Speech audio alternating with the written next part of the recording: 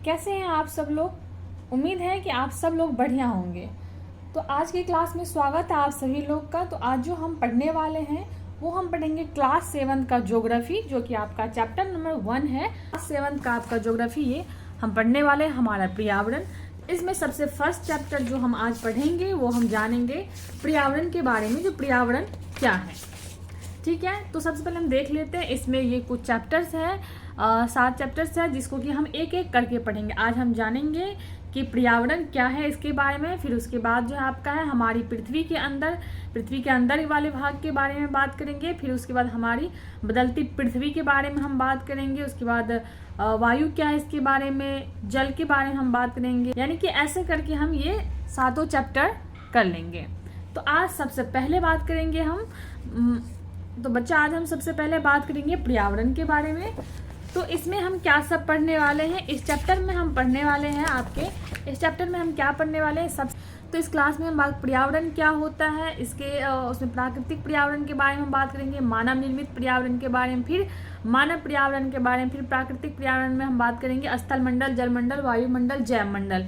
ठीक है, उसके बाद हम घटक के बारे में यानी जैविक अजैविक को समझेंगे, परितंत्र क्या है इसके बारे में, यानी कि सभी चीज़ के बारे में हम एक एक करके बात करेंगे। अच्छा, सबसे पहला सवाल आपसे ही बात करते हैं। आप बताइए कि क्या आपने कभी सोचा है कि हम जिस जगह पर रहते हैं, जो हवा हमें मिलता है, जो पानी हम पीते हैं, ये सब क्या है? इसी को हम क्या कहते हैं? इसी को हम पर्यावरण कहते हैं। यानी कि हम अपने आसपास जो भी चीज़ें देखते हैं वो सब क्या है, यानी कि हमारे चारों ओर की सारी चीज़ें जो हमें प्रभावित करती हैं। ठीक है, जैसे कि हवा, पानी, पेड़ पौधे, जानवर, इंसान या सड़क, मतलब पार्क, जो भी आप अपने आसपास जो भी कुछ देख रहे हैं ना, वो सब क्या है? वो सब पर्यावरण है। वो सभी मिलकर क्या बनाते हैं? पर्यावरण बनाते हैं। ठीक है, वो सब क्या है? वो सभी पर्यावरण है। ठीक है, पर्यावरण क्या आप कैसे कह सकते हैं इसे? यानी कि जो कुछ भी आप अपने आसपास देखते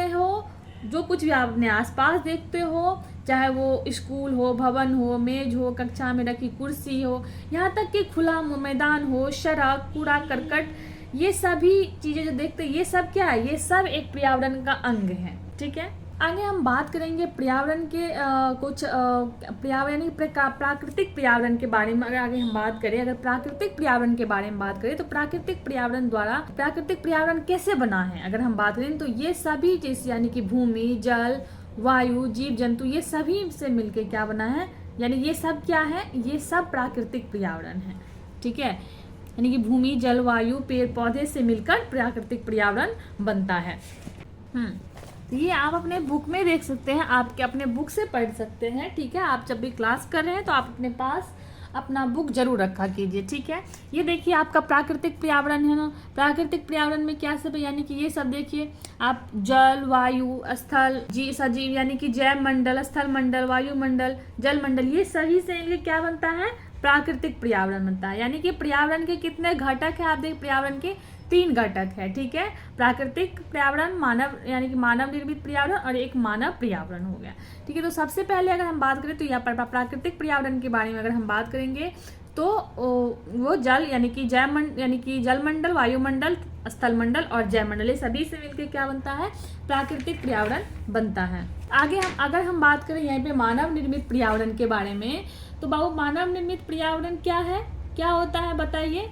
यानी कि मानव निर्मित पर्यावरण यानी कि जो भी चीजें मनुष्य के द्वारा बनाया जाता है, मानव के द्वारा बनाया जाता है, यानी कि प्राकृतिक चीजों को बदल कर या उनका उपयोग करके इंसान जो नई चीजें बनाता है वही क्या होता है? वही मानव निर्मित पर्यावरण कहलाता है। ठीक है, जैसे कि आप हाँ, यहीं पे अगर हम ऐसे समझ सकते हैं कि मिट्टी, पानी, पेड़ हमें कैसे मिलता है? ये सभी क्या है? नेचुरल, यानी कि नेचुरली मिलता है हमें। और इंसान अगर इसका यूज करके घर, सड़क, स्कूल बनाते हैं तो यही क्या हो जाता है? यही मानव निर्मित पर्यावरण हो जाता है। यानी कि अगर हम आपसे पूछे कि कैसे बनता है मानव निर्मित पर्यावरण, तो आप कहेंगे कि यानी कि मनुष्य जो है प्राकृतिक संसाधन का उपयोग करता है, उपयोग करके ही प्राकृतिक पर्यावरण यानी कि मानव निर्मित पर्यावरण, जैसे कि लकड़ी से फर्नीचर बनाना, पत्थर से घर बनाना, लोहे से मशीन बनाना, यानी कि प्राकृतिक चीजों को बदल कर नई चीजें यानी कि बनाई जाती हैं। ये क्या हो जाता है? यही होता है मानव निर्मित पर्यावरण। तो जैसे कि आप देख सकते हैं कि यानी कि इमारतें, पार्क, पुल, सड़क, उद्योग, स्मारक, ये सब क्या है? ये सब मानव निर्मित पर्यावरण है। ये सब किसने बनाया? ये सब मानव ने बनाया है, यानी कि प्राकृतिक चीजों का इस्तेमाल करके जो है मानव ने इसे बनाया है। मानव निर्मित पर्यावरण जो है ये हमारे जीवन को आसान बनाता है, रहने की सुविधा देता है ना, शिक्षा, यात्रा, रोजगार, बिना इसके आधुनिक जीवन संभव नहीं है। हम कह सकते क्या है संभव? आप बताइए। नहीं है। अगर इसका ज़्यादा उपयोग हो जाए तो नुकसान भी होता है। मान लीजिए बहुत ज़्यादा पॉल्यूशन फैलता है, बहुत ज़्यादा, और पेड़ की कटाई बहुत ज़्यादा होने लगता है। मान लीजिए फर्नीचर का बहुत ज़्यादा यूज होने लगता है, तो उससे क्या होगा? हमारे पेड़ की कटाई ज़्यादा होगी। पेड़ की कटाई ज़्यादा होगी तो उससे पेड़ की कटाई होगी, प्राकृतिक संसाधन की कमी होगी। इसलिए संतुलन क्या होगा? यानी कि संतुलन बना के रखना जरूरी है। संतुलन कैसे बनाए रख सकते हैं? तो हमें ध्यान रखना चाहिए कि जो ज़रूरत के अनुसार ही निर्माण करें, पेड़ लगाए। जब मान लीजिए हम पेड़ का कटाई कर रहे हैं तो पेड़ भी हमें लगाना भी चाहिए। प्रदूषण हमें कम फैलाने की कोशिश करना चाहिए, कम से कम। तो बच्चों, जो चीज़ें प्राकृतिक ने बनाई है वो क्या है? प्राकृतिक पर्यावरण है। और जो चीज़ें इंसान ने बनाई है, जैसे कि घर, सड़क, स्कूल, या फिर आपके पार्क, पुल, सड़क, स्मारक, उद्योग, इमारतें, ये सब क्या है? ये सब मानव निर्मित पर्यावरण है। अगर हम बात करेंगे मानव के बारे में, यानी कि मानव पर्यावरण क्या है, ह्यूमन इन्वायरमेंट क्या है, तो मानव पर्यावरण वह है जिसमें कि मनुष्य, उनके आपसी संबंध और उनकी गतिविधियों शामिल होती हैं। जैसे कि आप ऐसे समझ सकते हैं कि जहाँ लोग रहते हैं, काम करते हैं, एक दूसरे से बात करते हैं, नियम बनाते हैं, वही सब मिलकर बनता है मानव पर्यावरण। यह पूरी तरह से इंसान से जुड़ा होता है। जैसे कि देखिए, एक मानव यानी कि मानव पर्यावरण या प्राकृतिक पर्यावरण और मानव निर्मित पर्यावरण से जुड़ा होता है। फॉर एग्जाम्पल, जैसे देखिए आपकी इंसान जो है पानी का उपयोग करता है। जैसे कि इंसान पानी का उपयोग करता है, तो पानी क्या है? इसमें प्राकृतिक पर्यावरण है ना। वहीं पे अगर हम बात करेंगे घर के बारे में, तो घर क्या है? घर है मानव निर्मित पर्यावरण है। तो इसलिए हम कह सकते हैं कि ये तीनों, इसलिए हम कह सकते हैं कि तीनों चीजें जो है ये जुड़े हुए हैं, यानी कि प्राकृतिक, मानव निर्मित पर्यावरण प्लस मानव, यानी कि ये तीनों क्या आपस में जुड़े हुए हैं, कनेक्ट, हम ये कह सकते हैं। मानव पर्यावरण हमें सिखाता है कि कैसे साथ रहना है, कैसे काम करना है, समाज कैसे चलता है। ये हमारे जीवन को व्यवस्थित बनाता है, आप कह सकते हैं इसे।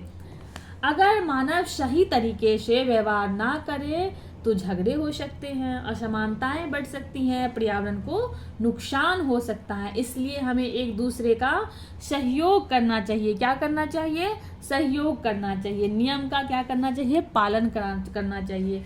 प्राकृतिक का सम्मान करना, प्राकृतिक चीजों का सम्मान करना चाहिए। आप ऐसे समझ सकते हैं। तो बच्चों, मानव पर्यावरण का मतलब क्या है? लोग और उनका जीवन, हम कैसे रहते हैं, हम क्या करते हैं और एक दूसरे से कैसे जुड़े हैं, यही क्या है? यही मानव पर्यावरण है।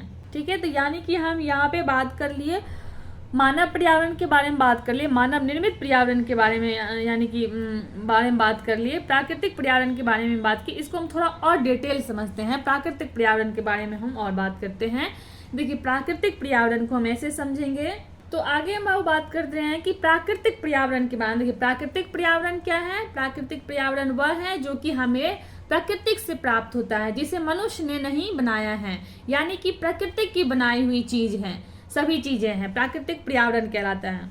क्या है? प्राकृतिक की यानी कि बनाई हुई सभी चीजें जो है वो क्या है? प्राकृतिक पर्यावरण है। जैसे कि हम बात की कि हवा, पानी, मिट्टी, पहाड़, ये सब मिलकर क्या बनाते हैं? ये सब मिलकर प्राकृतिक पर्यावरण बनाते हैं। तो प्राकृतिक पर्यावरण में क्या क्या आता है? प्राकृतिक पर्यावरण में स्थल मंडल आता है, जल मंडल, वायुमंडल और जैव मंडल। तो प्राकृतिक पर्यावरण में क्या सब आता है बच्चा? यानी कि प्राकृतिक पर्यावरण में लिथोस्फीयर, हाइड्रोस्फीयर, एटमॉस्फेयर और बायोस्फीयर, ये चारों क्या आते हैं? प्राकृतिक पर्यावरण में आते हैं। तो हम ये सभी के बारे में एक एक करके बात कर ले। वैसे हम क्लास 6 में भी इसके बारे में हम बात कर चुके हैं। आप क्लास 6 अगर देखे हैं तो आप क्लास 7-6 में पढ़े होंगे, या फिर आप नहीं देखे तो आप क्लास 6 का क्लास देख सकते हैं। इसको और डिटेल में आप समझ सकते हैं, स्थल मंडल, जल मंडल, वायुमंडल और जैव मंडल को।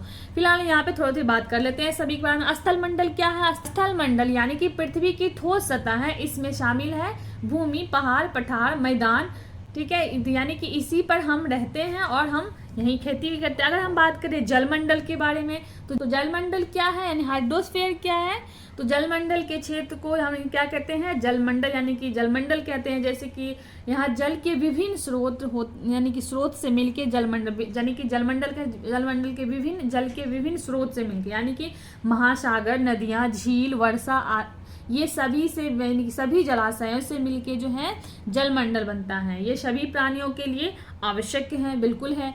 तो यानी अगर आगे हम बात करते हैं वायुमंडल के बारे में, यानी कि जीव के चारों ओर फैली वायु की परत को हम क्या कहते हैं, वायुमंडल कहते हैं। ये जो हम अपने और देखते हैं ये जो चारों तरफ जो ये पतली परत फैली, ये जो परत फैली हुई है वायुमंडल की, यही क्या है, ये वायुमंडल है।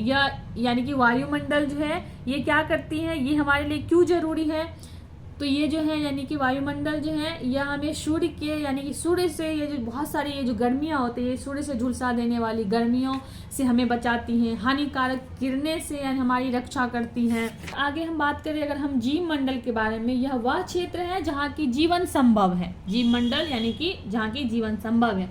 इसमें शामिल क्या है, पौधे, जानवर, मनुष्य या बाकी तीनों यानी कि भूमि, जल, वायु का मिश्रण है। यानी कि हम कह सकते हैं कि भूमि, जल और वायु ये तीनों का मिश्रण कहाँ हो रहा है, यहाँ। ये क्या है, ये है जैवमंडल। ठीक है। अगर आपको और भी अच्छे से डिटेल में यानी हम बात कर चुके हैं तो आज 6 का चैप्टर नंबर 5 है आपके पृथ्वी के प्रमुख परिमंडल। इसमें जाके आप सभी के बारे में अच्छे से समझ सकते हैं। जलमंडल, स्थल मंडल, जैव मंडल, वायुमंडल, इस सभी के बारे में आप और भी बढ़िया से समझ जाएंगे। ठीक है। तो आप क्लास 6 का आपको डिस्क्रिप्शन बॉक्स में लिंक मिल जाएगा। आगे हम बात करेंगे बाबू परितंत्र के बारे में। जो परितंत्र क्या है इसके बारे में अगर हम बात करें, परितंत्र क्या है, परितंत्र क्या है, तो परितंत्र वह प्रणाली है जिसमें कि जीवित और यानी कि लिविंग और नॉन लिविंग यानी कि हम कह सकते हैं कि जीवित और निर्जीव यानी कि जीवित और निर्जीव यानी कि जीव और निर्जीव चीजें आपस में मिलकर एक इकाई बनाती हैं और एक दूसरे के साथ क्रिया करती हैं। यानी कि क्या ऐसे समझ सके आप कि जहाँ पर पौधे, जानवर, इंसान, पानी, हवा, मिट्टी सब मिलकर एक दूसरे पर निर्भर रहते हैं, उसी को हम क्या कहते हैं, उसी को हम परितंत्र कह सकते हैं। क्या आप इससे भी आसान मतलब समझ गए हैं आप? एकदम सिंपल में हम समझा रहे हैं आपको कि जहाँ पर कि पौधे, जानवर, इंसान, पानी, हवा, मिट्टी ये सब मिलकर एक दूसरे पर निर्भर रहते हैं, उसे हम क्या कहते हैं, परितंत्र कहते हैं। तो परितंत्र समझने में दिक्कत है नहीं है। तो परितंत्र के घटक के बारे में अगर हम बात करें, हम 2 घटक के बारे में बात किए थे, जैविक क्या है, अजैविक क्या है। अगर हम बात करें जैविक घटक में जो जीवित यानी कि जो जैविक मतलब क्या हो गया, जो कि जीवित होते हैं, है ना। जैविक घटक क्या यानी कि बायोटिक, ये क्या हो गया यानी कि जो जीवित होते हैं। जैसे कि इसमें क्या सब आएगा, पौधे, जानवर, मनुष्य, ये सब क्या है, ये सब जैविक यानी कि ये सब एक दूसरे पर कैसे क्या रहते हैं, निर्भर रहते हैं। अगर हम वहीं पे अजैविक की बात करें तो यानी कि ये क्या होते हैं, ये निर्जीव होते हैं। यानी कि पानी, हवा, इसमें क्या आएगा, फॉर एग्जाम्पल पानी, मिट्टी, सूर्य का प्रकाश, ये हमारे जीवन के लिए जरूरी है, लेकिन ये सब क्या है, ये क्या है, निर्जीव है। परितंत्र जो है काम कैसे करता है कि बायोटिक में हम प्रोड्यूसर के बारे में अगर प्रोड्यूसर बोले तो प्रोड्यूसर क्या हो गया आपका, लेकिन जो अपना स्वयं भोजन बनाते हैं। ठीक है। अगर हम बात करेंगे सूक्ष्म यानी कि डिकम्पोजर के बारे में बात करेंगे तो डिकम्पोजर यानी कि सूक्ष्म जीव यानी कि मृत जीवों को सड़ा देते हैं। इससे प्राकृतिक चक्र क्या होता है, चलता रहता है। तो उम्मीद है कि आप इसमें सभी चीजें समझ गए होंगे। इसमें कहीं कुछ और बात करने की नहीं। आज के चैप्टर में मेरे ख्याल से इतना ही था, जिसमें कि हम पर्यावरण के बारे में हम बात कर चुके हैं कि पर्यावरण क्या है। जो चीज़ें भी अपने आप आसपास देखते हैं, चाहे वो जो भी चीज़ें अपने आसपास, वो सब क्या है, यानी हम ये क्या कह सकते हैं कि वो क्या है, जो कुछ भी आप अपने आसपास देखते हैं वो सब क्या है, पर्यावरण है। जैसे कि सड़क, खुला मैदान, मेज, कुर्सी, ये सब क्या है, ये सब पर्यावरण के अंग है। तो इसमें हम प्राकृतिक पर्यावरण के बारे में बात कर लिए कि जल यानी कि भूमि, जल, वायु, पेड़ पौधे, जीव जंतु मिलकर क्या बनाते हैं, प्राकृतिक पर्यावरण बनाते हैं। इसमें जल मंडल, वायुमंडल, जीव मंडल, जैव मंडल और फिर स्थल मंडल सभी के बारे में हम बात कर लिए हैं। उसके बाद आपका इसमें है परितंत्र। परितंत्र क्या है, इसके बारे में भी हम बात कर चुके हैं कि परितंत्र क्या है बाबू, यानी कि जीवधारियों का आपसी एवं अपने आसपास के पर्यावरण के बीच का संबंध ही क्या कहलाता है, परितंत्र के निर्माण करता है। उसके बाद आपका है मानवीय पर्यावरण। मानवीय पर्यावरण के बारे में भी हम बात कर चुके हैं। मानव अपने पर्यावरण के साथ यानी कि पारस्परिक क्रिया करता है और उसने अपने आवश्यकता के अनुसार जो है परिवर्तन करता है। प्रारंभिक मानव ने जो है यानी प्रारंभिक मानव की बात करें तो स्वयं वो जो प्रारंभिक मानव जो वो स्वयं को प्राकृतिक के अनुसार बना लिया था। उनका जीवन सरल था, बहुत ही आसान था, जैसा प्रकृति यानी कि जैसा नेचुरल इन्वायरमेंट था उसके अकॉर्डिंग अपने आप को ढाल लेते थे पहले के लोग। आसपास की प्राकृतिक से उनकी आवश्यकता पूरी हो जाती थी। लेकिन समय के साथ जो है कई प्रकार की आवश्यकता बढ़ती गई मानव के पर्यावरण के उपयोग और उसके परिवर्तन करने के कई तरीके सीख लिए। उसने फसल उगाना सीख लिया, पहले जो है फसल उगाना लोगों ने सीखा, फिर पशु पालन करना लोगों ने शुरू किया, फिर अस्थायी जीवन लोग जीना शुरू कर दिए, फिर आविष्कार करने लगे, पहले पहिए का आविष्कार उन्होंने किया था, ठीक है। फिर उसके बाद क्या कहते हैं वस्तु विनिमय पद्धति लोगों ने अपनाया। तो ऐसे धीरे धीरे जो है करके जो है मनुष्य की आवश्यकता जो है वो बढ़ती गई। जैसे जैसे यानी कि जैसे जैसे लोगों की जरूरत बढ़ते गई, लोगों ने प्राकृतिक चीज़ों का इस्तेमाल कर करके उसका जो है अपने अनुसार अपने आवश्यकता के अनुसार चीज़ें बनाने लगे। वस्तु विनिमय का मतलब क्या होता है कि वस्तु का अदला बदली करके व्यापार होता है, इसमें धन का प्रयोग नहीं होता है, ठीक है। हाँ, अगर हम पर्यावरण दिवस की बात करें तो पर्यावरण दिवस जो है कब मनाया जाता है, प्रत्येक वर्ष जो 5 जून को विश्व पर्यावरण दिवस मनाया जाता है। कब? 5 जून को विश्व पर्यावरण दिवस मनाया जाता है, ठीक है। तो बस इतनी सी बात थी आपके इस चैप्टर में पढ़ने के लिए। उम्मीद है कि आप इस क्वेश्चन को सॉल्व करने का कोशिश करेंगे, कोशिश नहीं आप करेंगे, ठीक है। आपसे हो जाएगा, कोई बड़ी बात इसमें नहीं है, बहुत ही सिंपल सा क्वेश्चन है, ठीक है। तो चलिए आपका ये चैप्टर समाप्त होता है। अब मैं मिलती हूँ आपसे नेक्स्ट वीडियो में। हमारे पृथ्वी के अंदर यानी कि आंतरिक भाग के बारे में हम पृथ्वी के आंतरिक भाग के बारे में हम बात करेंगे अगली क्लास में। तो उम्मीद है कि मुझे आप सबको ये क्लास पसंद आया होगा और आपके लिए क्लास हेल्पफुल रहा होगा। अगर आपके लिए क्लास हेल्पफुल रहा है ये तो आप इस चैनल को सब्सक्राइब कर लीजिए और वीडियो को लाइक कर दीजिए। तो चलिए अब मैं मिलती हूँ आपसे नेक्स्ट क्लास में।